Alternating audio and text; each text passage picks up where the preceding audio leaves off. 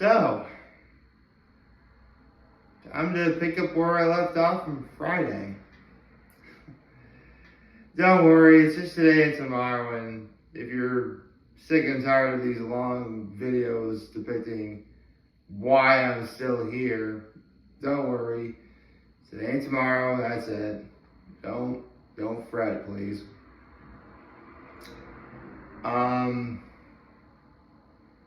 So I guess I could begin this particular video with saying, when I was in college, I really was not a very good student. Well, okay, maybe that's a bit of an over-exaggeration. I mean, I did go to all my classes. I didn't go out and party every night. I never experimented with drugs or anything or with anyone else.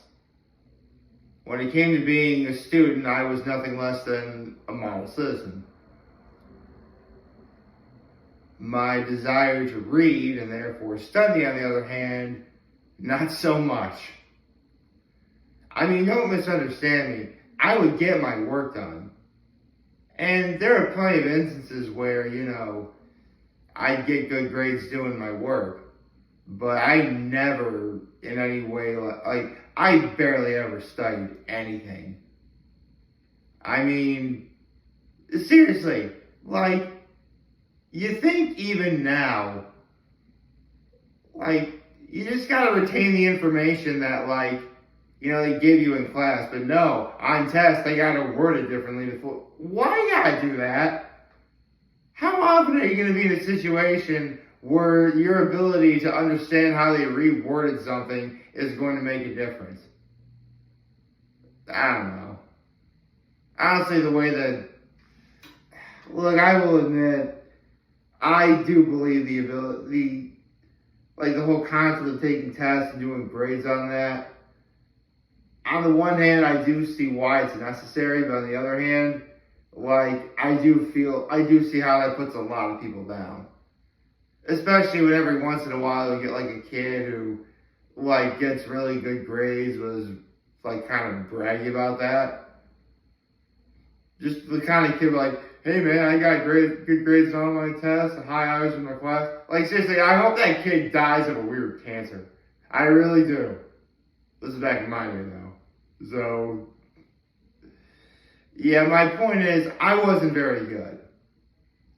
And it showed.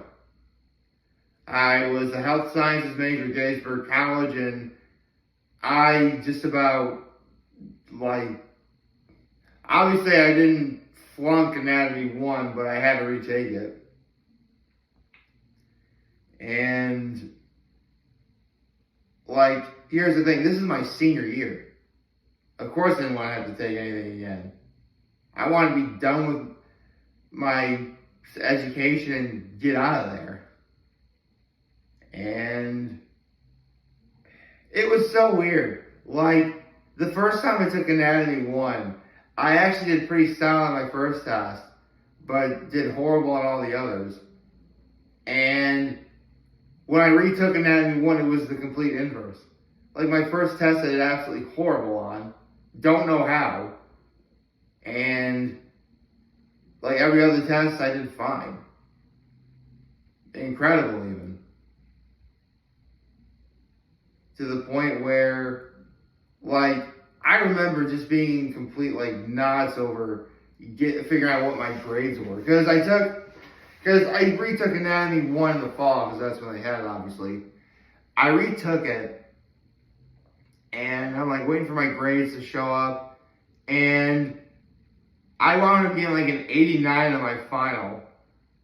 And, obviously, I did really well in the class.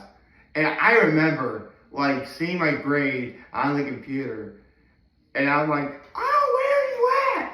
Where are you at? I was pumped, man. I told my mom was really happy for me. It was incredible. And that all happened on this day, 11 years ago. December 20th, 2012. That same day, that's when the unthinkable happened. Because when I graduated from Trinity Poly, 88 of us graduated. On that day, only 87 were left. One of my brothers, who also happened to be a postgraduate like I was, passed away. His name was Sean Bertanza. Not only was he a postgraduate like myself, but I actually saw him a lot when I was at Trinity Poly. I mean, foremost, he was actually in my English class. And there's actually a really funny story about him being in my English class, but I'll get to that in a minute. But, like, Trinity Poly also had, like, a running club, but there were these two guys, Sean Bertanza was one of them, who, like, were asking, hey, because remember, I was doing cross country. And these two guys are like, hey, what was it? I mean, there really wasn't, like, I really don't know what the logistics of running club is. All I know is that as soon as Sean Bertanza and that other guy showed up, my ability to stay in the top 7 was seriously, I had just officially made the top 7 for cross country Trinity Poly. Like, I had just officially did it. And now these two guys show up, and now my ability to do it is really put into jeopardy. I mean, thankfully, I still, made top 7 by the end of the year. And I won that award I told you about the other day. But I had to fight tooth and nail to keep that going. And Sean Bertanza was one of the reasons why. I mean, I want to make one thing. He was a very sweet guy. He really was. In fact, I honestly should have said this about, I don't think I said this about Andrew Einstein last week, but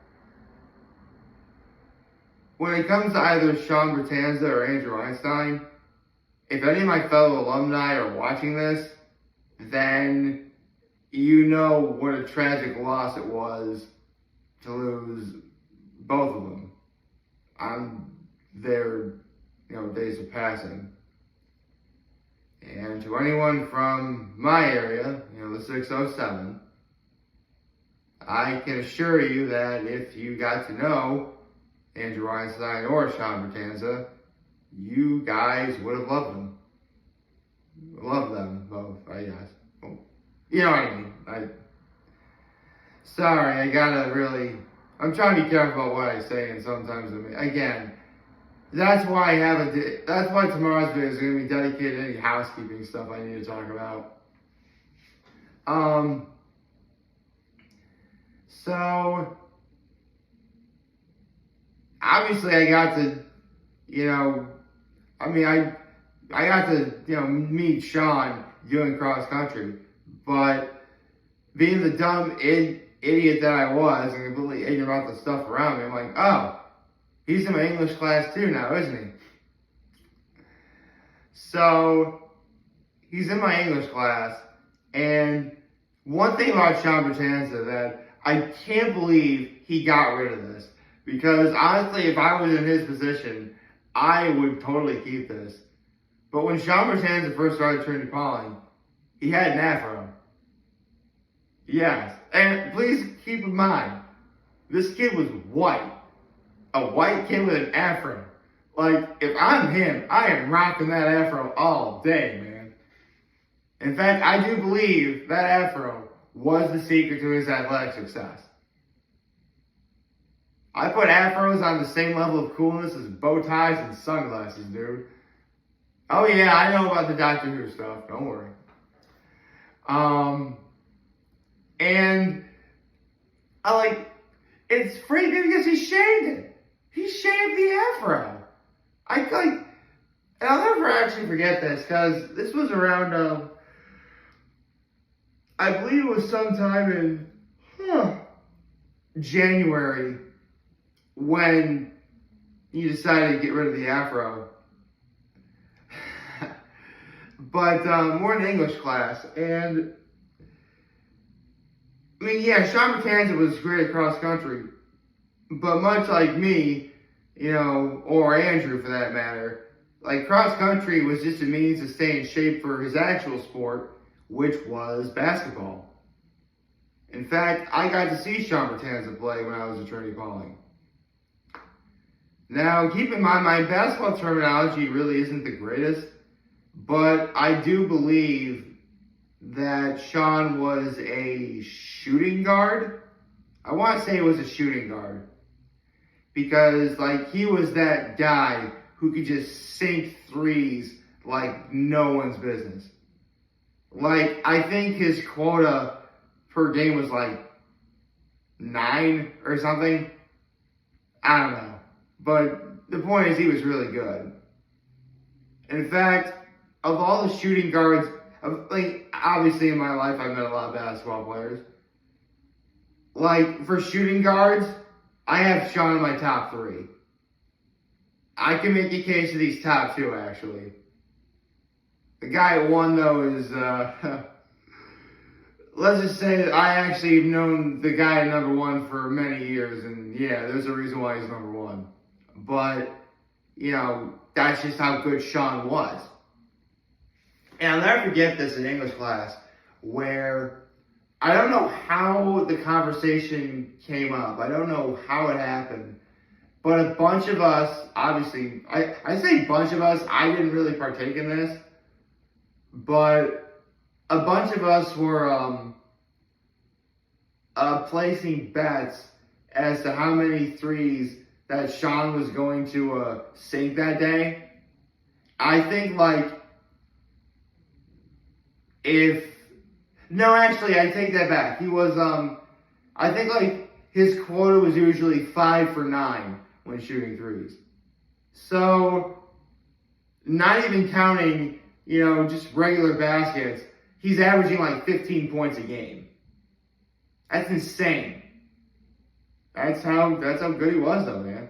And I think, like, if he didn't get that same sort of stat in that particular game, I think he had to shave the afro. I never spoke up about this. I should have been, no, don't shave off the afro. That's a source of power right there, man. Seriously, I do believe that the reason why Sean was so good at cross country was because it was the afro, dude. Afros really are that powerful. In fact, that actually reminds me of another teammate I had who also passed. And that was a person by the name of Dan Manganero. Yes, for those in the Horseheads area, you know, who know about Dan Manganero, yes, he was my teammate too.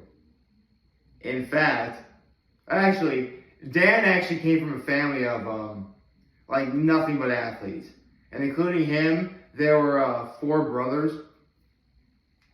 and I am actually one of the few who can say that I had multiple Manganeros as my teammates. Because I had Dan as my teammate for wrestling, and I had his older brother as my teammate for football. So, yeah, I'm one of the few that can say I actually had multiple Manganeros as teammates. Pretty cool, huh? That's a pretty cool stat, I think. But back to, actually, that's not, actually, before I continue, like, I bring up Dan because, he also had an afro. Well, it was jokingly called a Jufro, which, at that time, I had no idea that was a thing. And, from what I hear, he still, you know, kept it. And Dan Manganero ended up becoming a very successful wrestler. I mean, I don't want to get into the you know, how he died because, you know, actually, I'm not getting into how he died, but literally the night before I learned what self-love was, I ran into his brother, the other brother that I had as a teammate for football. I was at Rye, and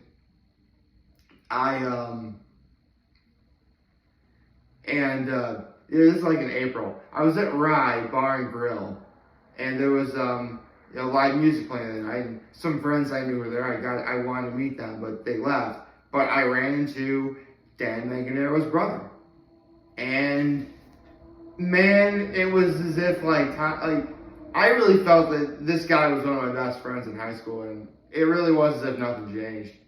But I got to ask him, how's your family doing? And he then proceeded to talk about, actually, really, here's the thing, because Dan Manganero was 27 when he died, and his brother went on to say that other famous people who died at age 27 include like Jimi Hendrix, Kurt Cobain, Whitney Houston. Like, apparently there's like a special club of people who died at age 27, and Dan Manganero is one of them. So I guess that's one way to look at it, maybe. Also, because Dan Manganero broke a lot of records in terms of like weightlifting and stuff. Yeah, this guy was like a real, I think of like all four Manganero brothers, I think he was legitimately the physically strongest. And actually, no, I don't want to get into this. Let's just say, even in death, he was breaking records. I'll just say that. Anyway, back to Sean Bertanza.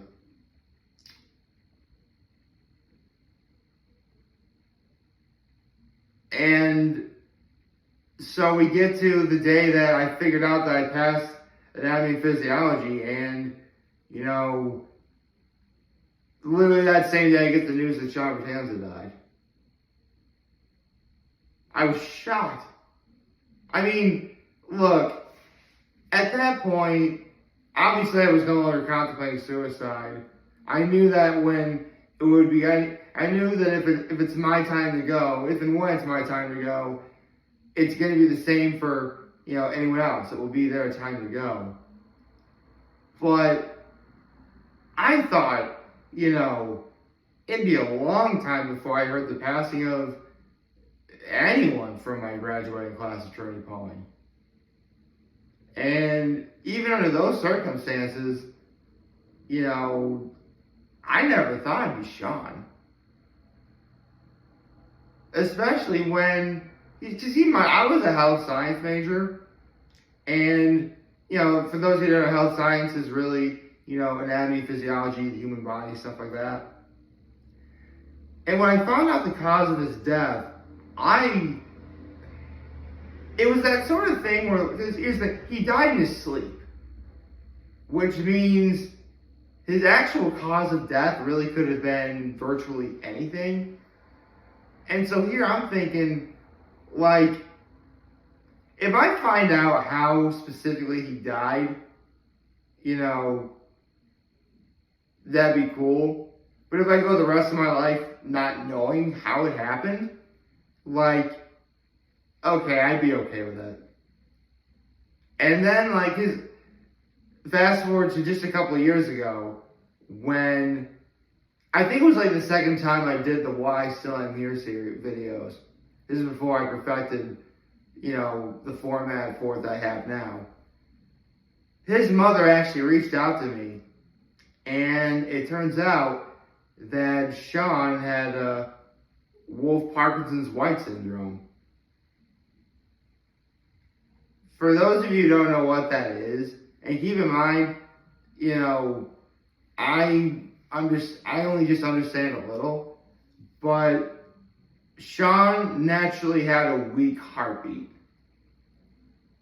And so, in the grand scheme of things, it really was only a matter of, when his heart would finally give out.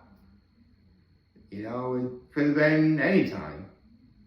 For all I know, it really could have happened back when I knew him in Trinity Pauling. But it just so happened it just so happens that, you know, he died in his sleep in the midst of his senior year of college. Keep in mind, he was a postgraduate like I was, so if I was a senior in college, so was he. And and keep in mind, obviously I wasn't the first year right away. Actually, it was one of my best friends who, actually, I really gotta give special mention to this person. Because when I tell you that this guy is one of my best friends, I realized that he was a true friend when, I'll never forget this, but do you remember that guy I mentioned last week who after 10 years I forgave because I thought he was just like the worst? We're at the cave, right? The cave was essentially like a hangout at Trinity Pauling that students would go to like during the day or like at nighttime or whatever. And out of the blue, this guy, the guy I thought was the worst, at random, he just throws a bottle at my head. For no reason. Now, and here's the thing, like, it was a plastic bottle, so don't worry. But here's the thing, though. Like, you know, if someone throws a plastic bottle, like 99.9% of the time, it's annoying, but it doesn't hurt. That 0.1% is if, like, the bottle cap area, because that's obviously the hardest part of the plastic, that's if it hurts you. And guess what part of the bottle hit me? Like, square dead, like, right here. It got me. And I remember, to this day, I remember just how much it was throbbing.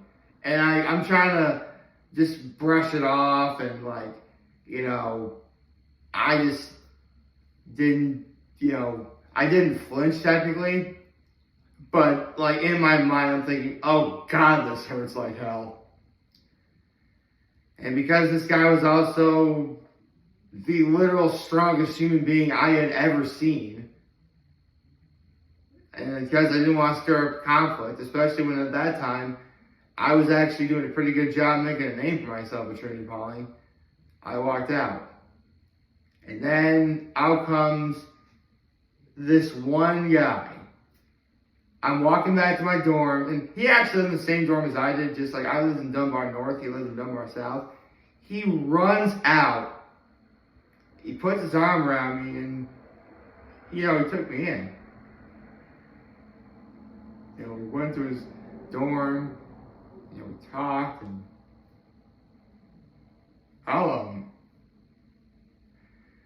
to this day, I never forgot that act of kindness.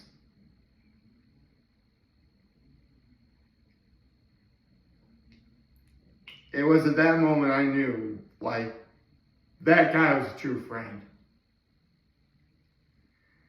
And he was actually Sean's teammate for basketball. I believe this person was I want to say he was a center, but I think he also might have been a forward too. But semantics. And in a way, I guess it was fitting that he knew about it, you know, Sean's passing. And then, sorry, I was looking at the tree because, like, I thought, this is sort of glowing like that. I'm sorry. Where was I?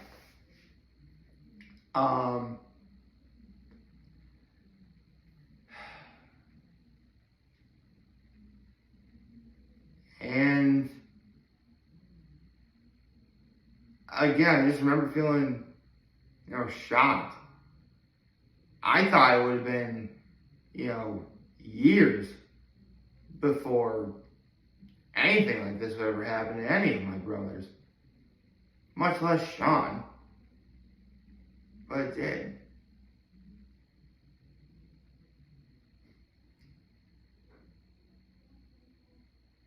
Do you remember last week when I mentioned that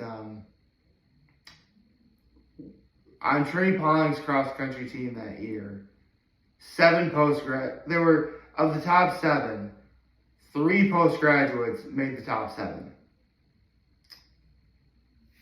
Andrew Einstein, Sean Bertanza, and myself.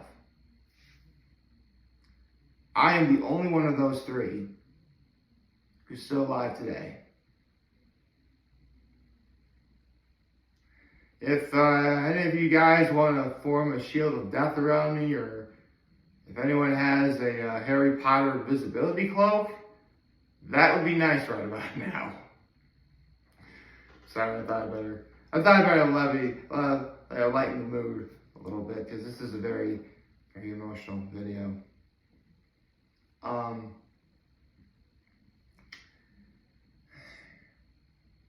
Just like for Andrew Einstein, it is on my bucket list to go to, where Sean Batanz's grave is. He was actually buried in, he's from Connecticut, so obviously that's where he's buried.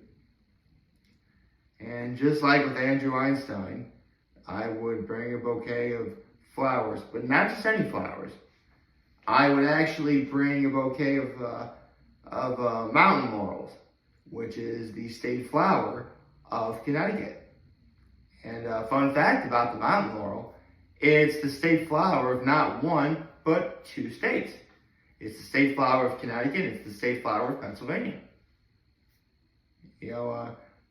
By the way, if you think, I don't know the state flowers of every state, I just know, mountain laurel is easy because that's two states right there. And I know for South Carolina, where Andrew Einstein is from, it's the yellow jessamine. And obviously, since I live in New York State, we have the red rose.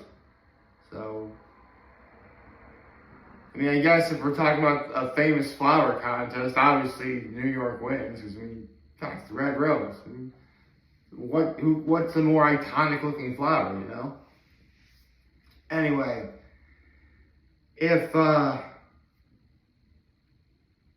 actually had an opportunity to go to Sean Batanz's grave, and I, bring the bouquet of flowers, I would walk up to said gravesite, and I would say the following. May the road rise to meet you.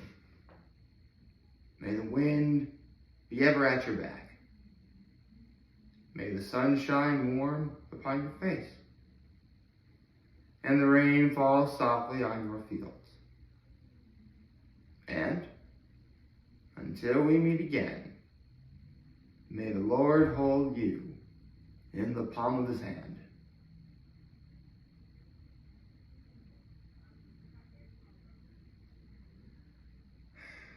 Over the course of the last 15 years,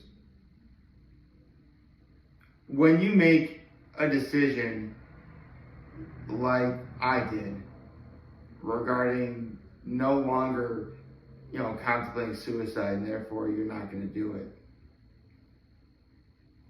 it really does open up so many things in terms of what life could possibly be in store for you.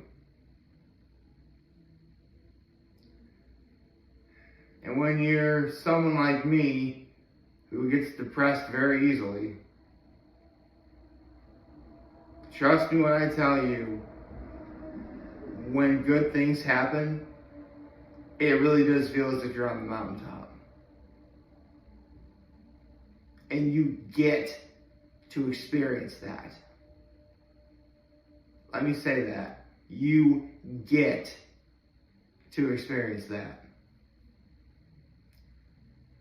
Unfortunately, you get to experience what really does feel like the lowest of lows.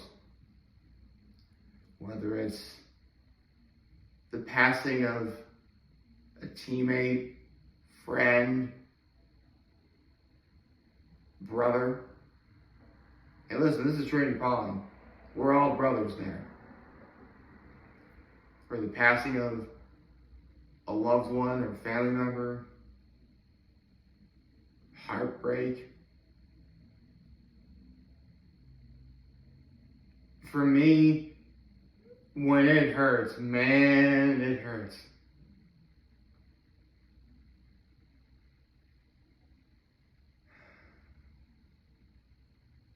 Although, I was going to wait to talk about this tomorrow, but I can't help it.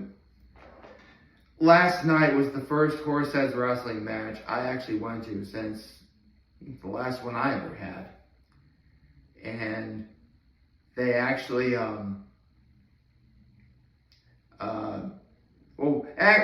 the thing.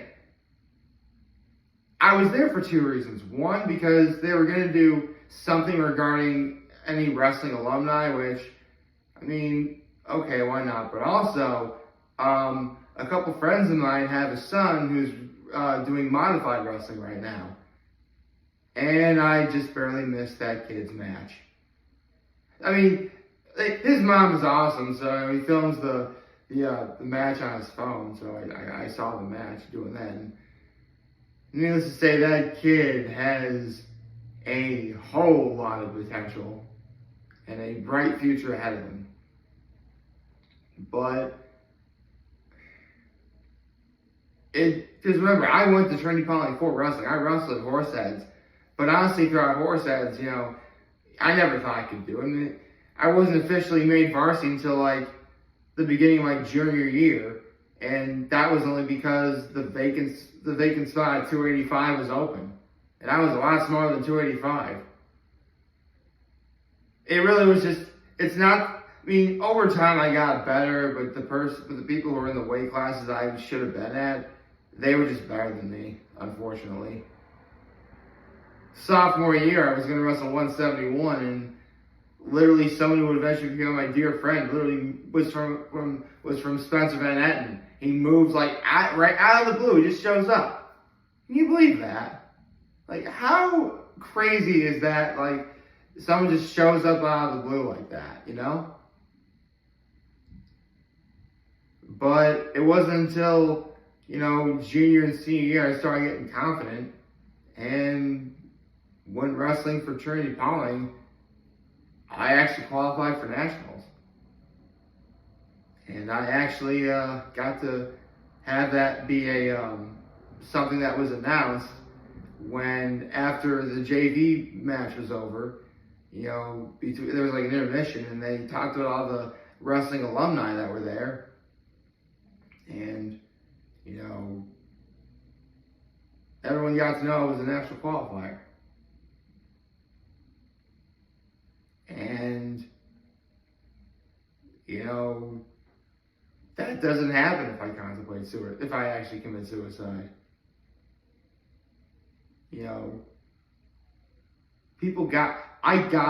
I actually got it so that people know about that. And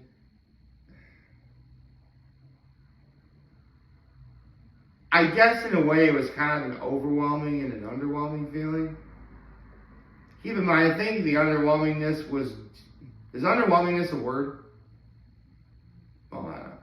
It felt underwhelming because I just regret so much of like what my career at Horseheads was.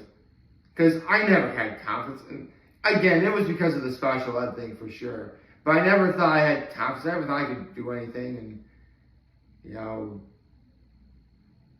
but again, 99.9% that really was because of the special ed bullshit. It really was. Which, again, I'll touch on more of that tomorrow. But I also couldn't help but just feel so proud. To quote, what's the name of that band? Shoot.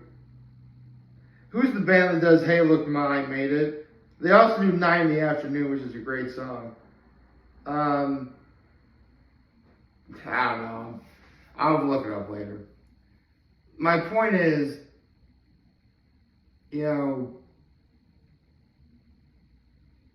everything that happened last night, I got to do.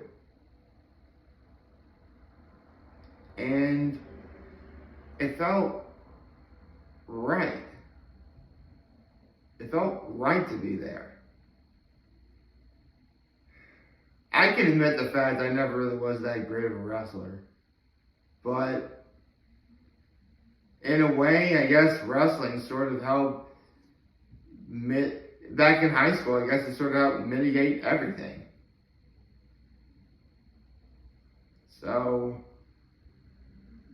in a way, I owe wrestling so much. It also gave me some body image issues, but, that's a different story for another day.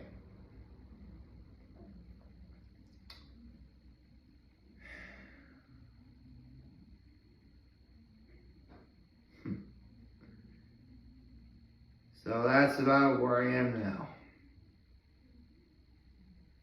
11 years later,